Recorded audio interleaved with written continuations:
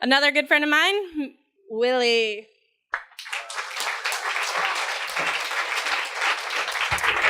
Ignite, make some noise for everyone who's spoken already tonight. They did a fantastic job.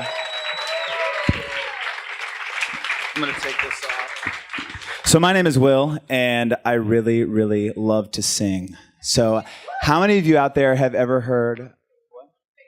Oh, yeah. All right. And we're rolling. All right, so who has heard a cappella music out there? A show of hands. All right, cool. So most of you.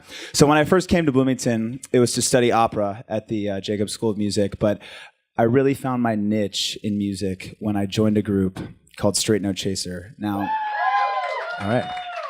So a lot of you know who Straight No Chaser is. If you don't know who Straight No Chaser is, it's an a cappella group that was founded here at IU in 1996 and kept going through the generations until about 2010 when the original group signed a record deal to Atlantic Records. So the undergrad group is now known as IU Another Round, and there's a professional Straight No Chaser. So I was in the IU Straight No Chaser, and we traveled around every weekend to different cities and states and sang all of our classic tunes, and I fell in love with it. I was obsessed with the sound of a cappella, the brotherhood I had with all my friends. And when I graduated, I was like, there has to be some way where I can keep singing a cappella. And I saw this advertisement for a show called The Sing Off, and one of my other buddies got a call from a producer on The Sing Off, and we decided to form together a group of a bunch of alums. And we didn't have a name for the group. For a while, we just called ourselves TBD. We had no idea what we were going to call ourselves. And we were sitting around, and we were talking about some cool ideas, and someone was like, why don't we call ourselves Gentleman's Rule? And we were like, yeah, that sounds kind of catchy, but what does that even mean? And it means a gentleman holds his drink in his left hand so he can shake with his right hand. So that name definitely stuck. So we went and we auditioned. We auditioned for the sing-off. We signed contracts. We were like, we're going to be on TV. We're going to be famous. We're going to get $1 million record deal. And then we didn't make the show. So I was all ready to move to New York to try and pursue acting and Broadway and all that stuff. And then I got a call from Dan Ponce, the founder of Straight No Chaser, saying, Willie Lockhart, what's up, man? Hey, you want to sing a cappella professionally? I got the group together, and Gentleman's Rule, I'm going to make it happen. I was like, dude, sign me up, obviously. So months later, we recorded our first music video, and it was Pachelbel's Canon mashed up with a little song by Nelly called Ride With Me. And within the first week, it had about 250,000 views on YouTube. And we went right on tour after that.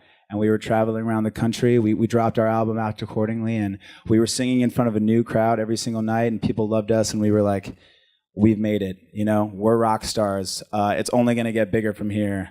And then the day after tour ended, I was living in my parents' basement, and it was literally like I was playing in the major leagues, and then I had just gotten kicked out of baseball, and I was never going to go back. And I was working at P.F. Chang's, scrubbing rice off the floor. And I thought, we're never going to gig again. We didn't have a gig in 6 months. We all talked to each other every day on our group text, like, bro, this is terrible, man. I can't stand working in a restaurant anymore. And then maybe a few months ago, last fall, we got the call from our manager saying he was going to produce our debut PBS special. So once that happened, we were like, all right, we're back in business. So that's a photo from the PBS special right there. We spent 5 weeks rehearsing for about 8 hours a day, dancing, singing together, really, really getting tight.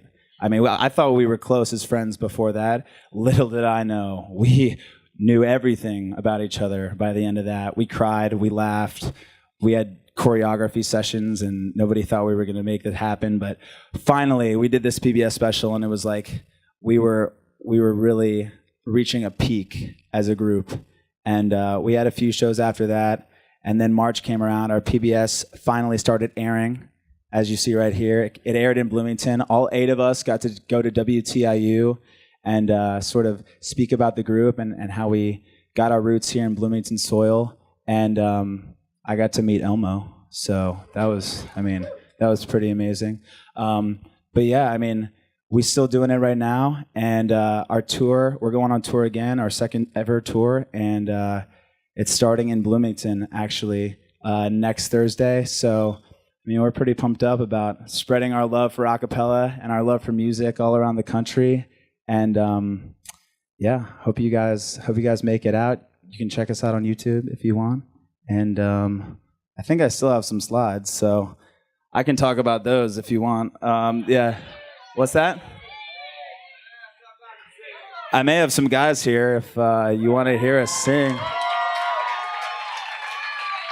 Hold on, here's Casey.